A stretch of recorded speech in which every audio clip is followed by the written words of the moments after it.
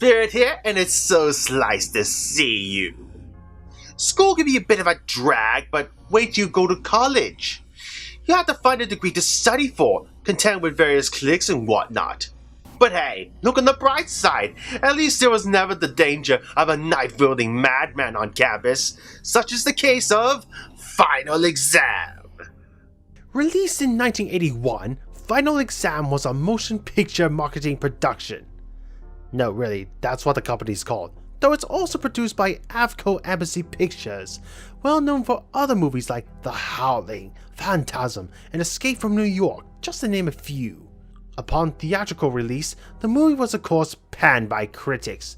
Bear in mind not many slasher movies are well received by critics, to be honest, but who really cares what they think about scary movies, right? So get your number 2 pencils and hit the books, because we got to get the blood pumping somehow, right? This is Final Exam. Ah, fresh meat. Our movie begins with a couple making out on campus, which means they are ripe for the reaping. Could we at least put the top up? Do I ever deny you anything? Oh, you'll get the drop top, my dear. Just as a knife-wielding maniac tops off your boyfriend off.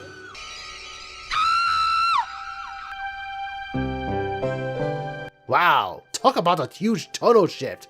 1 minute a poor guy gets brutally murdered on his car, and it's a beautiful day in Lanier College. We meet some college kids, Courtney, Radish, and Mock, when Radish tells them about the grisly murder of 2 college kids. To top it all off, the guy was their first-string quarterback. You know, I think Now you're talking. You know, we might be able to take him this year. Well, sorry if he's a victim of a murder, but hey, at least we got the advantage of the next game. Go team! Anyway, they have final exams. Ah, I see what you did there. And there goes the campus jock/bully. Yep, he's obviously gonna die. I mean, a guy who wears his name Wildman on his shirt proudly is obviously painting himself as a target. Ooh, seems we got a bit of a student-teacher relationship going on here. This girl's name's Lisa, by the way. Spicy.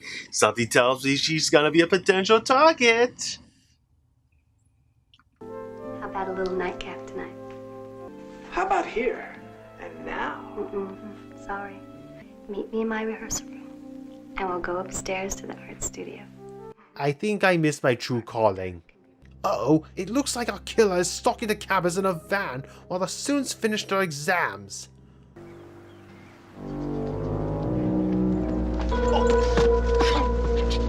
Coach! You were ready, wild man. Okay, that was necessary, I guess. Wait, the van features more people? What's this then? What the hell? Since when did this slasher movie go full-on mass school shooting? Wait, while all this craziness is happening, Mark here is very calm about this, right down to mocking his own exam paper with a grade. And wait just a goddamn minute, now these shooters are taking some of the bodies away? What the fuck is seriously going on here? It was horrible. They shot at us. It was murder, cold-blooded murder, and kidnapping. I almost got killed, and some other people were shot. Yes, I saw it. But I also saw that the van had a Gamma fraternity sticker on the back window. Oh. Oh?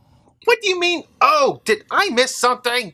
All right, party house, the Gamma strikes again! It was a fraternity prank? I mean, of course! All those crazy kids and their mass shooting pranks. Those crazy kids.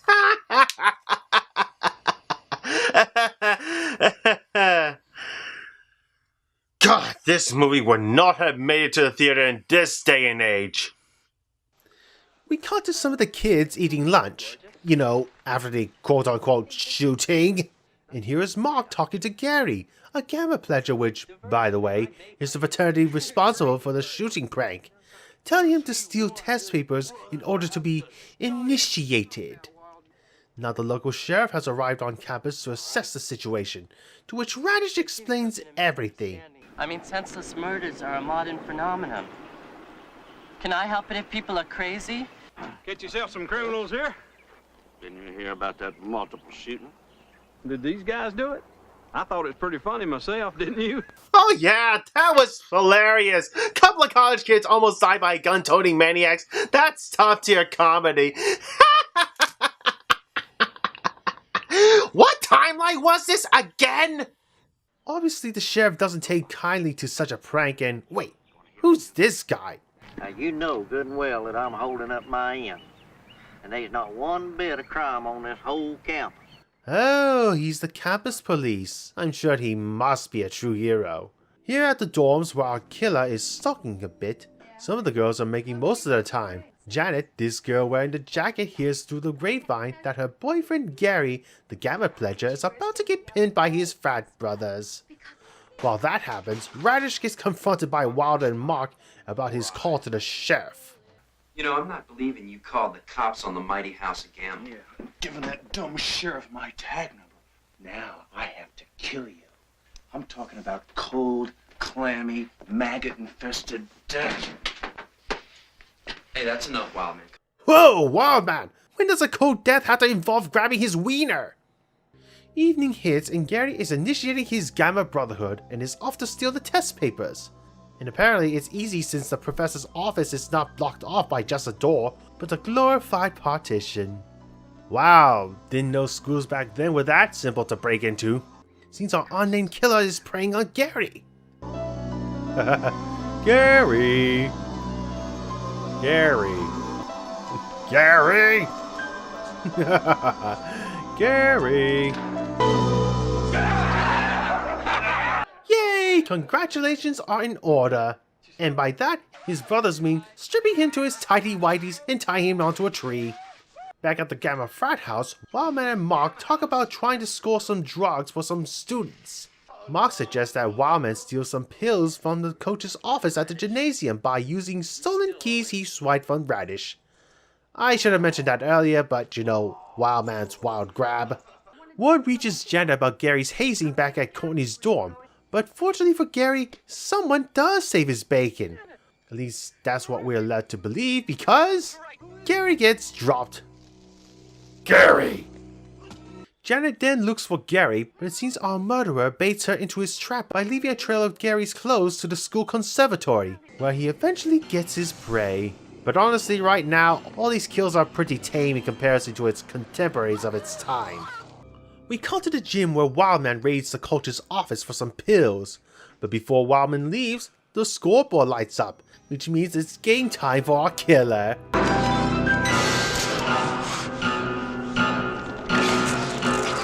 It's at this point in the movie my suspension of disbelief jumped out the window because our unknown killer is pretty strong for some random psycho.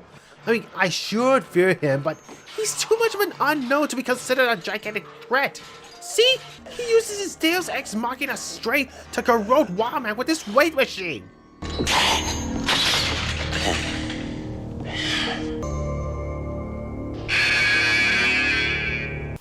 Jeez, Wildman, you choked harder than... I don't know. Comment down below what sports team choked this year, okay, guys? Mark goes up to check up on Wildman, worrying he's taking too long. He does find some pills, and the missing Wildman stuffed in a locker. Mark manages to escape into a boiler room to hide from the killer, but unfortunately for Mark, he finds that the killer is a barrel of murder. Oh, hi, Mark. Oh look, it's Radish's turn to check up on the gym too, since he's assigned to check up on the inventory. How convenient for our killer. And what does he find? Let's see, 3 discarded football helmets and 1 dead Mark. So, what does he do? Like any rational person would do. Call the police! There's a murderer killing people around campus. You should want to know about it. It's not a joke. This is real. I know I thought the other one was real, but this is different. There's a dead body right here. Fine. I'll take charge myself then. You had one job, Sheriff. One job, and everyone is going to die. Since Radish couldn't rely on the sheriff for help, he goes searching for Courtney for help. Here's... whoever he is. Seriously, who is this guy? Lots of slasher killers can be identified by face and or name, but all I gather is that this guy wears green, he's inexplicably strong, and has a haircut that reminds me of Anton Chigurh from No Country for Old Men. Also, either he's strong enough to break the wooden door, or the university provides the dorms with the cheapest wood imaginable. Courtney returns only to find Radish hanging on her dorm room door, dead. She then tries to call for help, but unfortunately because final exams are around, it appears everyone has mostly left the campus. Remember Lisa? The girl who had a thing with her professor? She awaits her professor for some extracurricular activities in the art room. But unfortunately for her, our killer calls Lisa like Lisa DeMilo. Courtney continues to search for help, even trying to call out Mitch, the campus police officer, in his car who apparently is a heavy sleeper. Wow, the proper authorities are useless. Courtney then goes to warn Lisa of the impending danger, but our killer makes his grand entrance. And now, the chase begins as Courtney flees from the campus cafeteria to finally the clock tower. While that happens, the campus coach arrives to prepare for his big hunting trip, to which Courtney immediately calls for help. The coach arms himself with a bow and arrow for a rescue. All right, freeze. Hold it right there. You make one more move towards that girl, I swear I'm gonna hang your head on my wall. Seriously, what kind of bullshit is that? He's fast enough to catch an arrow from that distance? Welp! It's at this moment it seems all hope is lost as Courtney is cornered. That is until our killer gets his foot caught on broken wood floor, to which Courtney proceeds to hit him with a piece of lumber until he drops some stories to his death. In her moment of safety, she gazes at his dead corpse one last time. Whoops! Still alive, or at least until Courtney makes absolutely sure he is dead by stabbing him multiple times. And our movie truly ends with Courtney on the stairs, processing what the hell just happened. On a happy note. Seriously, it ends with a happy song. Really? What even is this movie? This movie's a hack. What a mess. And I don't mean that in a good way. Nothing about this movie stood out. It has fragments of frat boy comedy, but for a slasher movie, it's forgettable. Even as I was writing this script, I could barely remember who everyone was. Except for Wildman, because he wears his name on his clothes. Hell, we don't even know who the killer is at all. Even the credits show the killer's name is just Killer. That's lame. If I want to be in a scary movie, at least give me a hint as to who the antagonist is and how he's connected to the characters. I just see this guy as a plot device and nothing else. He's there for the sake of being in the movie. If I have to give Final Exam a grade, I give it a D. D for dull. Well, unfortunately, that's all for Slashtober, my friends.